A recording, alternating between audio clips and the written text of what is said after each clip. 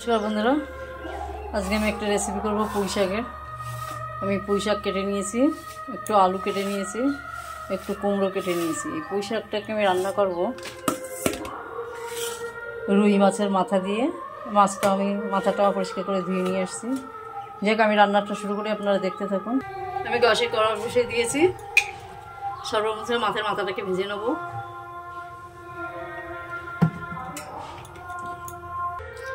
আমার তেলটা গরম হয়ে গেছে, তেলের পরে আমি একটু লবণ দিয়ে দিলাম, একটু হলুদ দিয়ে দিলাম,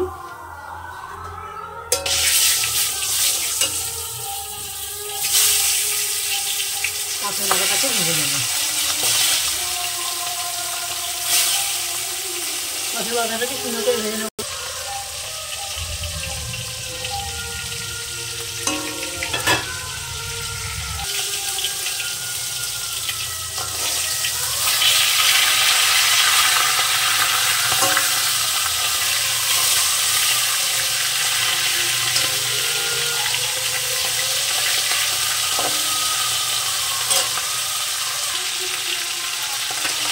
আমার মাথাটা ভাজা হয়ে গেছে, মাথাটা আমি নামিয়ে নেব।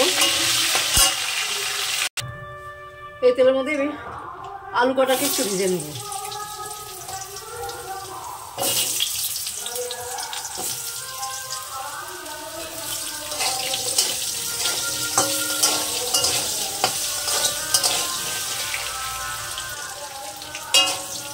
আলু কটা ভাজা হয়ে গেছে, নামিয়ে নেব। আমি এই তেলের মধ্যে আর একটু তেল দিয়ে দিলাম।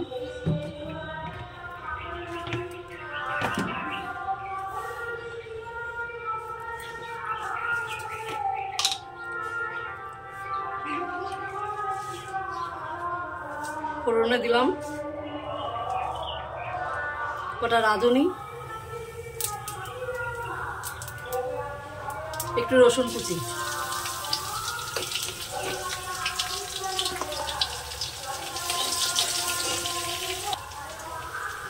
একটু আদা জিরে বাটা। এটাকে হালকা একটু কষে নেব।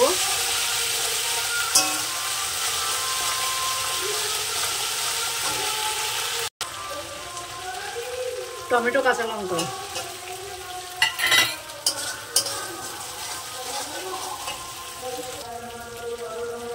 পরিমাণ মতো লবণ দিয়ে দিলাম। এবার মশলাটাকে একটু কষে নেব।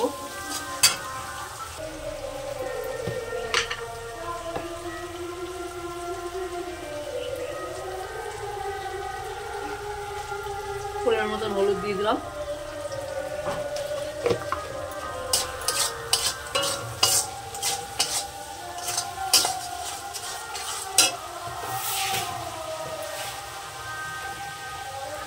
পুঁই শাকের ডাঁটা কাটা দিলাম। আমি পাতা কাটা আলাদা করে রেখেছি।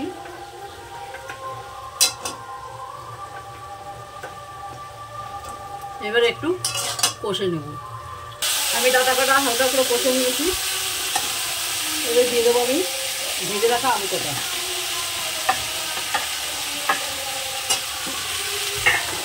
আবার একটু হালকা নাড়াচাড়া করে নেব।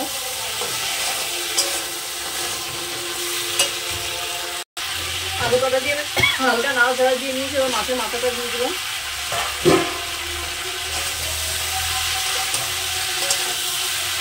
আবার একটু হালকা নাড়াচাড়া দিয়ে নেব।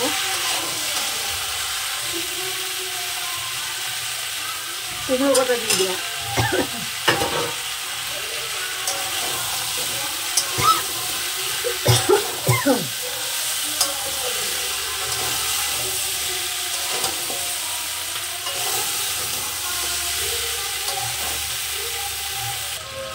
মাছের এই কুমড়ো কাটা দেওয়ার পরে আমি আর একটু হালকা কষে নিয়েছি। আমার তরকারিটা কষা হয়ে গেছে। এবার এখানে আমি দিয়ে দেবো জল। আগে আমি মাছের মাথা আর আলু ভাজার থালাটা ধুয়ে দিয়ে দিলাম।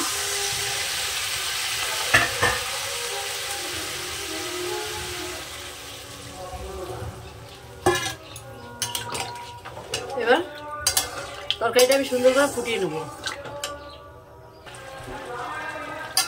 আমার সবজিটা আদা সেদ্ধ হয়ে গেছে, আমি এবার এখানে দিয়ে দেবো শাক কাটা।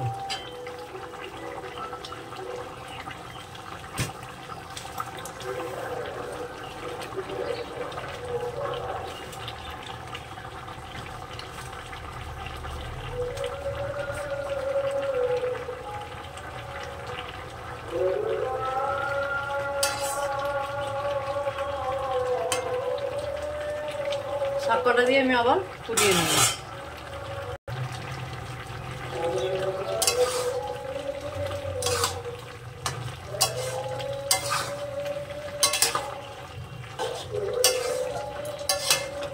পুঁই শাকটা শাক কম ছিল, আর একটু শাক হলে ভালো হতো।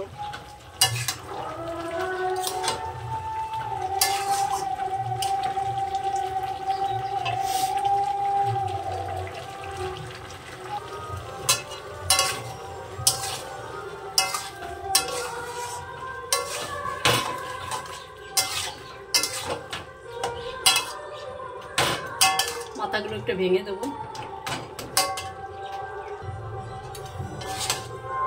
সমস্ত মাথাগুলো আমি ভেঙে দিয়েছি।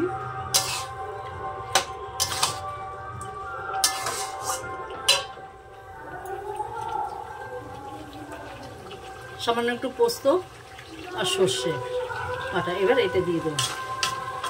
তরকারি আমার তৈরি হয়ে গেছে।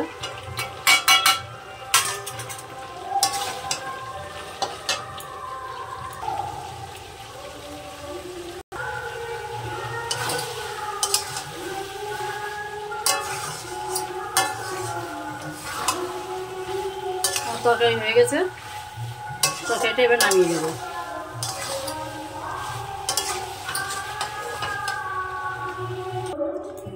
আমি রুই মাছের মাথা দিয়ে পুঁই শাকের ঘ্যাট করলাম।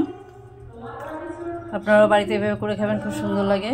যাই হোক, আমার চ্যানেলে যারা নতুন তারা আমার চ্যানেলটা এসে সাবস্ক্রাইব করো, যারা পুরনো তারা একটা লাইক শেয়ার কমেন্ট করো। আজ এই পর্যন্ত, নমস্কার।